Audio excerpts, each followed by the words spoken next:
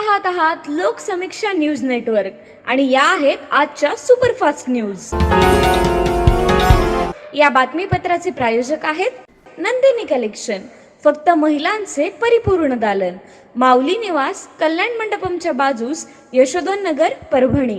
नमस्कार, मी प्रभू Dipke Loksamiksha news network मध्ये आपलं स्वागत करतो।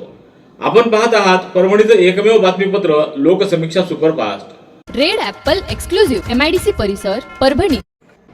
परभणी शहरातल्या परळी रेल्वे क्रॉसिंग गेटवर एका 4 चाकी वाहनानं धडक दिल्यामुळे 6 जण जखमी झाल्याची घटना घडली आहे। परभणी शहरातल्या गंगाखेड रोड इथं असलेल्या परळी रेल्वे क्रॉसिंग गेटवर आयशर टेम्पो हा गिअरमध्ये असताना बंद करण्यात आला होता। रेल्वे गेट उघडल्यानंतर आयशर टेम्पो चालू करत असताना तो अचानक पुढे गेला। या अपघातामध्ये 6 जण गंभीर जखमी झाले आहेत। या जखमींना तात्काळ परभणीच्या जिल्हा रुग्णालयामध्ये दाखल करण्यात आले आहे। दरम्यान या अपघातानंतर या ठिकाणी बघ्यांची मोठी गर्दी झाल्याचं दिसून आलं। नसरापूर इथं 3 वर्षीय बालिकेवर अत्याचार करून तिची हत्या केल्याच्या घटनेच्या निषेधार्थ शिवसेना शिंदे गटाच्या वतीनं निषेध व्यक्त करण्यात आला असून दोषींवर कठोरात कठोर कारवाई करावी अशी मागणी जिल्हाधिकाऱ्यांना सादर केलेल्या निवेदनाद्वारे करण्यात आलेली आहे। शिवसेनेचे महानगर प्रमुख माणिक पोंडे यांच्या नेतृत्वाखाली उपजिल्हा प्रमुख बाळासाहेब पानपट्टे, उपतालुका प्रमुख बाळासाहेब मोहाटे, अशोक गव्हाणे, धर्मराज चव्हाण, रामा कुलथे, आकाश सुरजोशे, शंकर फुलमोगरे, गणेश खुपसे, मारुती डोंबे आदींसह शिवसैनिकांनी जिल्हा प्रशासनाला निवेदन सादर केले। नसरापूर इथं एका चिमुकल्या मुलीवर 65 वर्षीय नराधमानं अत्याचार करून चिमुकलीची दगडानं ठेचून हत्या केली आहे। ही घटना माणुसकीला काळीमा फासणारी असून अत्यंत वेदनादायी आहे। घटनेतील या आरोपीला तात्काळ फाशीची शिक्षा द्यावी या प्रमुख मागणीसाठी समस्त परभणीकर तसंच विविध पक्ष संघटनांच्या वतीनं परभणीमध्ये सोमवारी विविध पक्ष आणि संघटनांच्या वतीनं धरणं आंदोलन करण्यात आलं। तर मागण्यांचं निवेदन जिल्हाधिकाऱ्यांच्या मार्फत मुख्यमंत्री तथा गृहमंत्री देवेंद्र फडणवीस यांना पाठवण्यात आलं। समस्त परभणीकरांच्या वतीनं छत्रपती शिवाजी महाराज पुतळा परिसरातील आंदोलन मैदानावर घटनेच्या निषेधार्थ धरणं आंदोलन करण्यात आलं। या धरणे आंदोलनात भारतीय जनता पक्ष, संभाजी ब्रिगेड, परभणी जिल्हा कोचिंग क्लासेस असोसिएशन, शिवसेना आदी पक्षांच्या वतीनं सहभाग नोंदवण्यात आला।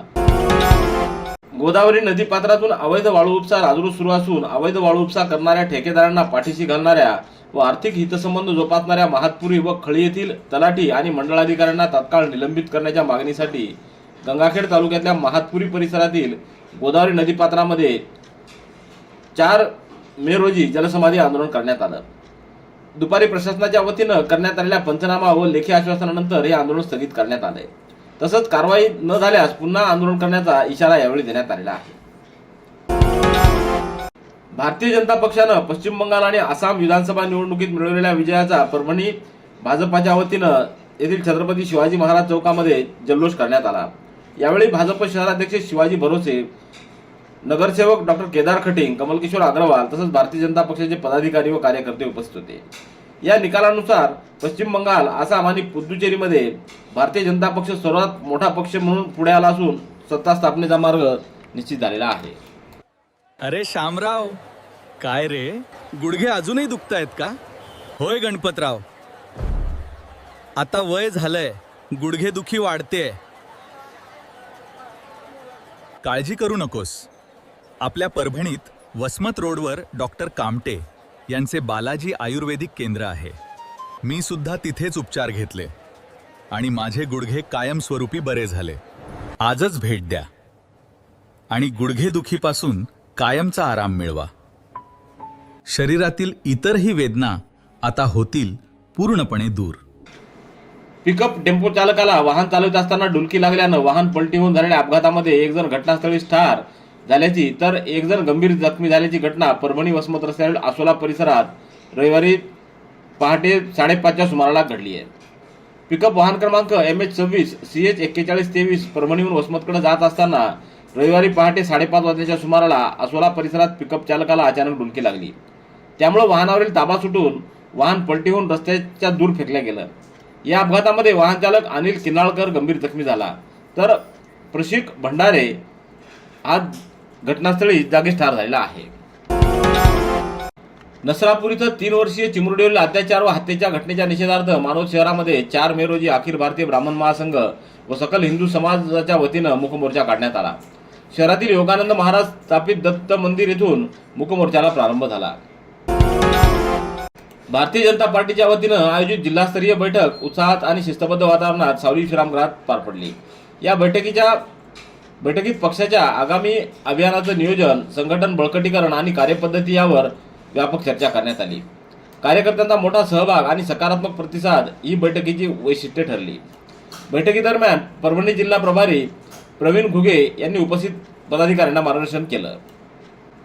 यावेळी भाजपा महानगर जिल्हाध्यक्ष शिवाजी भरोसे, प्रमोद वाकोडकर, मीना परतानी, मोकिन खिल्लारे, सुनील देशमुख, मंगल मुदगलकर, मनीषा जाधव, केदार खटिंग आदींची उपस्थिती होती. परभणी तालुक्यातल्या सिंगणापूर येथील ग्रामपंचायतच्या वतीनं 1 मे रोजी सन 2026-27 या वर्षासाठी 3,000 रुपये कर भरणाऱ्या ग्रामस्थांसाठी आयोजित करण्यात आलेल्या विशेष बक्षीस योजनेची सोडत अत्यंत पारदर्शक पद्धतीनं आणि उत्साही वातावरणात पार पडली.